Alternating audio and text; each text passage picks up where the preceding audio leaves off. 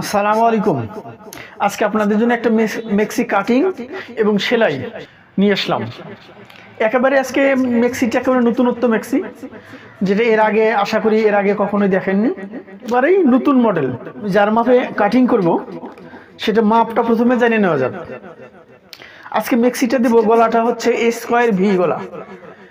Square V গলা কেমন অবশ্যই আপনারা কাটিং এবং সেলাইয়ে অবশ্যই আপনারা দেখতে পারবেন। লম্বাটা হচ্ছে 53 আর বডি হচ্ছে 44, 3/4 হাতা। এই মাপে 2 হাতা পানা প্রিন্ট কাপড় আমি 4 গজ পরিমাণে নিয়েছি। এখানে 4 গজ পরিমাণ কাপড় আছে। প্রথমে কাপড়টা সম্পূর্ণ মেলে নিতে হবে।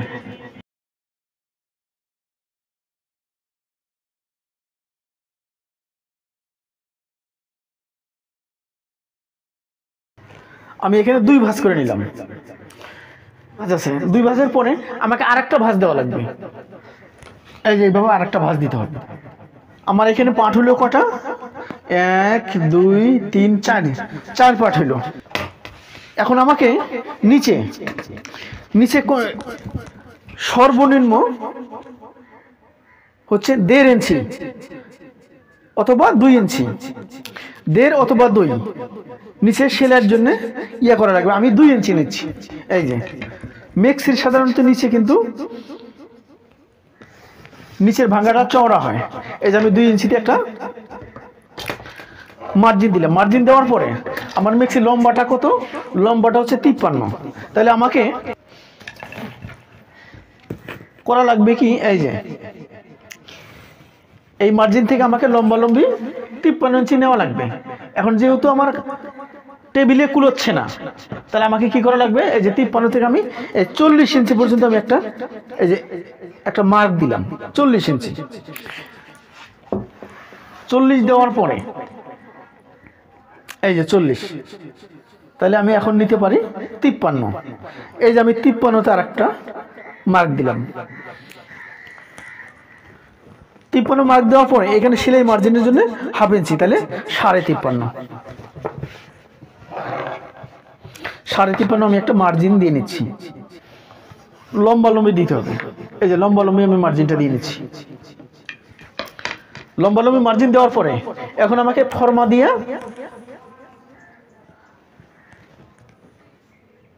গলাটা মার্ক করা লাগবে। সেটা কিভাবে? আগে আমি প্রথমে মাপটা মার্ক করব।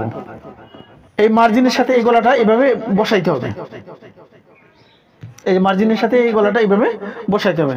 বসানোর পরে আমি এই যে ইয়াটা যে বক্রমটা যে রাখলাম, এটা কিন্তু বক্রম, এটা হচ্ছে হাট কাগজ। এই হাট কাগজটা রাখলাম আমি এইখানে রাখলাম মাঝামাঝি। রাখার পরে আমাকে এই যে এই কর্নারটা যে আছে, আমাকে এই প্রান্তটা যে আছে, এই যে এইটা, এইখান থেকে আমাকে মাপ দিতে হবে। কত? বডির মাপ দিতে হবে। এই যে 44, তাহলে 44কে 4 ভাগ করলে 11। যদি 11 হয় তাহলে আমার ফুল 44 হয়ে গেল। তাহলে আমাকে সেলাই মার্জিনের জন্য এখানে বাদ দিতে হবে। যদি সেলাই মার্জিনের জন্য বাদ দেওয়া লাগে তাহলে আমাকে এখানে একটু, যেহেতু 2 হাতা পানা কাপড়, সেহেতু আমাকে এখানে একটু জয়েন দিতে হবে। আর যদি জয়েন দিতে না চান তাহলে বক্রমটা বসে একটু আগায় দেওয়া লাগবে। এই যে তাহলে আমার এখানে সেলাই মার্জিন থাকলো, কিন্তু সেলাই এখানে তাহলে একটু কুচিটা কম হবে। তাহলে আমি যেহেতু বডি 44, সেহেতু আমি এখানে জয়েনই দিব। বডির মাপটা হবে এখান থেকে। এই যে এটা হচ্ছে মাপ দেওয়ার পরে এখন আমাকে করা লাগবে কি, এখানে লক্ষ্য রাখেন। এই যে আমি চক নিছি। চক নেওয়ার পরে এই যে এই ধরে নিলাম এটা বক্রম। এই যে বক্রমের এই প্রান্তটা আমাকে এইভাবে চক দিয়ে দাগ দেওয়া লাগবে। এই যে এই পর্যন্ত দাগটা দিতে হবে। এই পর্যন্ত দাগটা দেওয়ার পরে এখন আমাকে পুটের মাপ নেওয়া লাগবে। এইখান থেকে এই বক্রম থেকে শুরু করা লাগবে পুটের মাপ। তাহলে আমাকে এখানে পুট সহ এখানে নেওয়া লাগবে হচ্ছে 4 ইঞ্চি। এই যে 4 নেওয়ার পরে এখন আমাকে নেওয়া লাগবে হচ্ছে মহড়া। এখানে নেওয়া লাগবে হচ্ছে 6.5। এই যে 6.5। তাহলে আমি এই পাশে নিলাম হচ্ছে 4 আর এই পাশে হচ্ছে 6.5। এইটা হচ্ছে আমার মহড়া। আমি কিন্তু বক্রম সহ এখান থেকে 4 ইঞ্চি নিচ্ছি। এই যে 4 ইঞ্চি নেওয়ার পরে তাহলে আমি এই বক্রমটা এখন সরাই নেব। সরাই নিলে পরে আমার এই যে চিহ্নটা এইখানে এইভাবে থেকে গেল। এখন এই চিহ্নটা আমাকে এই স্কেল দিয়ে একদম সোজা করে বরাবর দিতে হবে, এবং এই ইয়াটা যেন একদম এরকম সোজা হয়। তাহলে আমি যে এটা দিলাম, আমি কি এখানে কাটিং করব? না, কাটিং করা লাগবে এখানে আমাকে আরেকটা চক দিয়ে মার্জিন দিতে হবে, সেটা হচ্ছে 1/2 ইঞ্চি ভিতরে।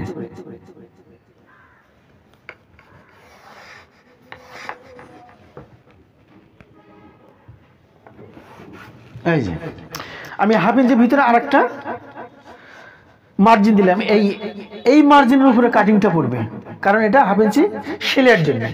কারণ এটা দিয়ে করলে পরে এই ফর্মাটা তখন আর মিলবে না, যার জন্যে এই ভিতর থেকে এই যে কাটিংটা, এখান থেকে কাটিংটা করতে হবে।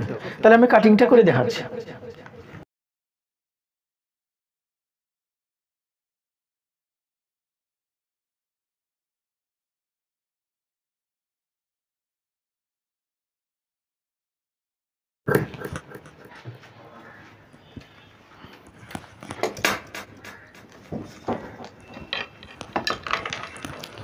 তাহলে বডিটা কাটিং হলো। এখন এখানে আমি যে জয়েনের জন্য দিলাম, আমি এখান থেকে জয়েন্টটা নিয়ে নেব।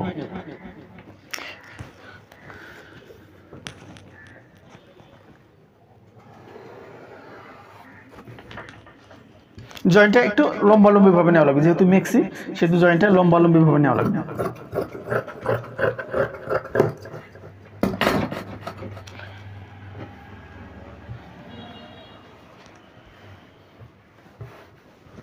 এই যে আমার বডিটা কাটিং হয়ে গেল। এখন আমি হাতা কাটিং করব। হাতা কাটিং করার আগে আমাকে আমি যে বক্রমটা কেটে নিছি, এই বক্রমের কাপড়টা কেটে নেওয়া লাগবে। এটা কিন্তু খুবই জরুরি, এই বক্রমের কাপড়টা কিন্তু কেটে নেওয়া লাগবে। এই যে আমার যে অবশিষ্ট কাপড়টা থাকলো, এই অবশিষ্ট কাপড়টা এইখান থেকে মাপটা দেওয়া লাগবে।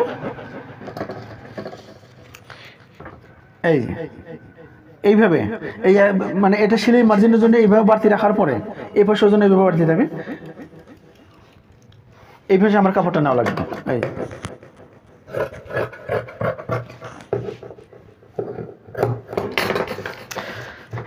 এখন আমি এটা 2 ভাঁজ করব।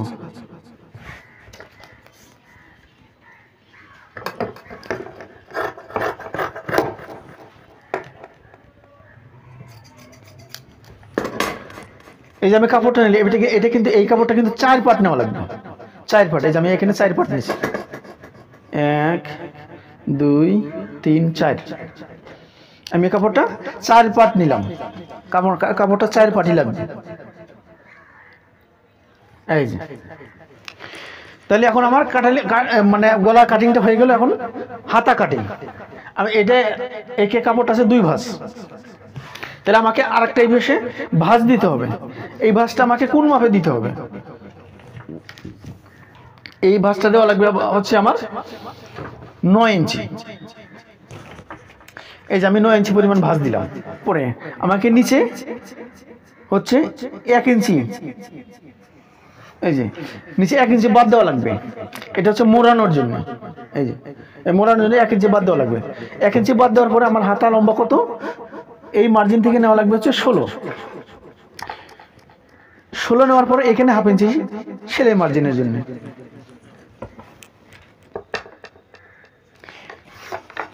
এই যে আমি একটা মার্জিন দিলাম, তাহলে আমার এখান থেকে কত হইলো? 16.5। তাহলে টোটালে কত হইলো? টোটালে হচ্ছে 17.5। টোটালে হচ্ছে 17.5। নিচে 1 ইঞ্চি এবং উপরে 1/2 ইঞ্চি, তাহলে 1.5 ইঞ্চি। আর হাতাটা মোট টোটালে হচ্ছে 16, তাহলে হচ্ছে 17.5।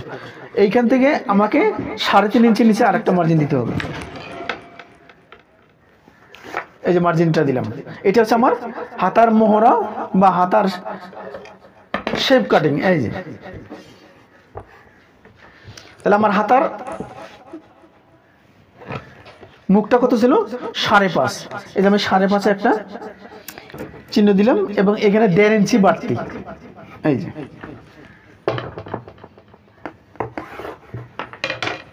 যে আমার হাতার ফর্মটা হয়ে গেল। আমি কাটিংটা করে নিয়েছি।